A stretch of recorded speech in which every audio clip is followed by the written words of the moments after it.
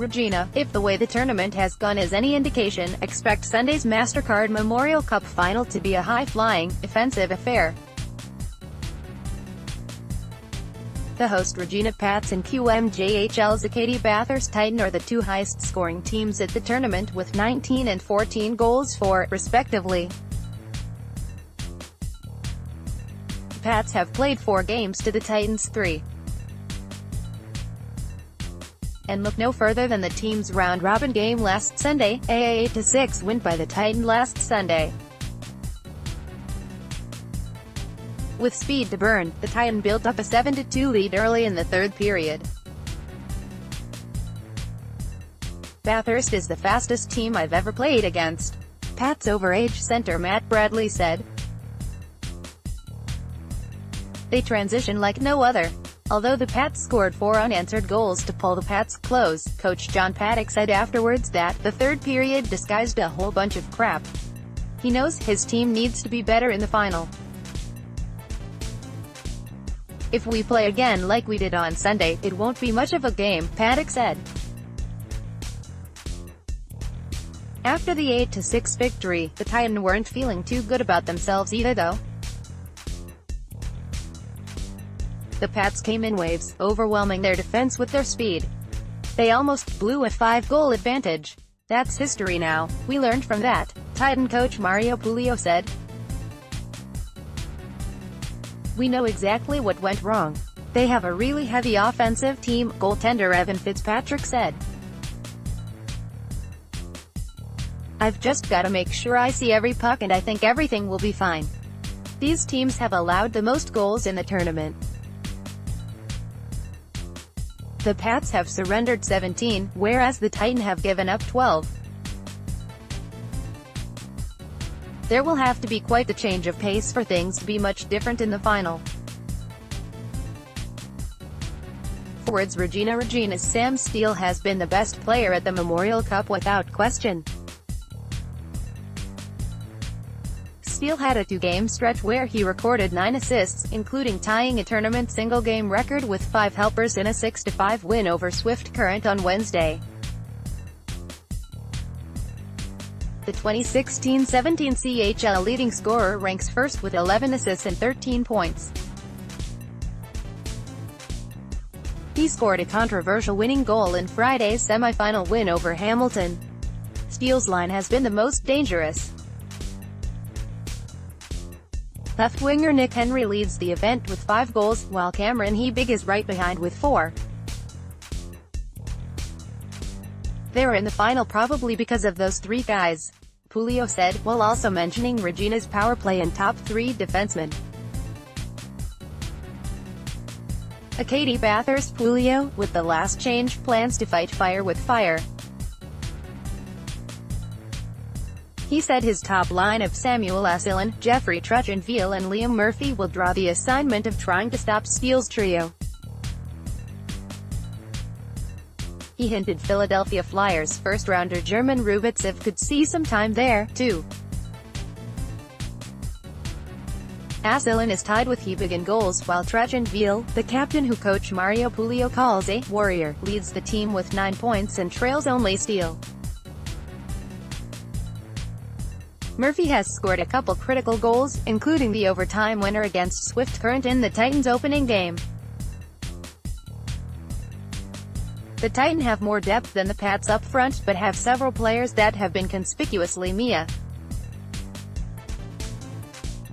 Rubitsev, Anaheim Ducks prospect Antoine Morin and 42-goal man Mitchell Balmas have yet to score. Defense Regina Josh Mahora is the leader of this unit. The Anaheim pick has been especially dangerous on the power play where he has 4 assists, tied with Steele for most in the tournament. The shutdown pair of Lever Hayek, NY Rangers, and Cale Fleury, Montreal, played their best game of the tournament against Hamilton and will be counted on again against the Titans' top threats. Those 3 defensemen were prone to joining the play. They are kind of playing like us, Pulido said. Offensively, their rushes are, with 4. We have to be really careful with the puck and we have to relentless on attacking. Acadie-Bathurst. The back end is built around 2018 NHL draft prospect Noah Dobson and overagers Olivier Gallipeau and Adam Holwell. It's a Group 1 Quebec League coach dubbed the three-headed monster because one is almost always on the ice and they made it nearly impossible to get good chances in the QMJHL playoffs. That hasn't been the case, at least yet, in Regina. However, Dobson has been a star offensively. He's tied with Mahora for the points lead among blue liners with 7, buoyed largely by a 2-goal, 2-assists effort against the Pats earlier in the tournament. Dobson and Gallipeau will face Regina's top troika. Goaltending. Regina Max Paddock had 2 strong starts, both against Hamilton, but his 2 other starts have been less than spectacular. The worst of the lot came last Sunday against the Titan when Max was pulled after allowing 6 goals on 32 shots. "If you take out the game against us, I think Paddock's played really good hockey," Julio said.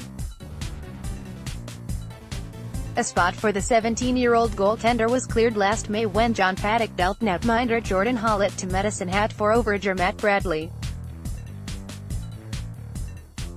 Ian Paddock said he couldn't have foreseen back then his nephew would be starting in the Memorial Cup final. Acadie-Bathurst. There's no question who the Titans' #1 goalie is. Fitzpatrick, a 2016 St.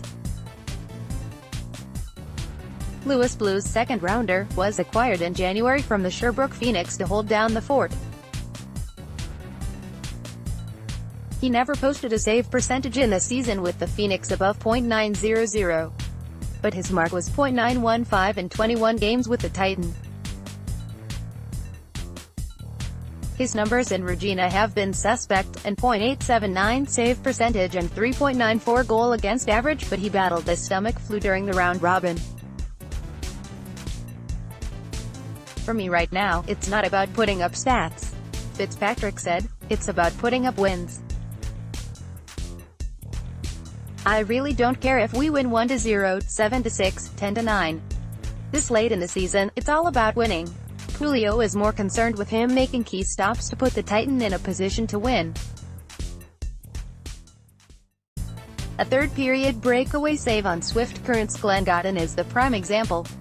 "He's always calm. He's always composed. His mindset is always at the right place," Julio said. Special teams led by the first unit of Steele, Henry, Hebig, Mahora and Bradley. The Pets boast the tournament's top power play at 33.3%, 5 for 15. While the Titan have allowed 4 goals on 14 times shorthanded, 71.4%, they lead the tourney with 3 goals under those circumstances. Asselin, Holwell and Truchenville have all scored shorthanded goals, with Truchenville's coming against the Pats. This is the matchup to watch.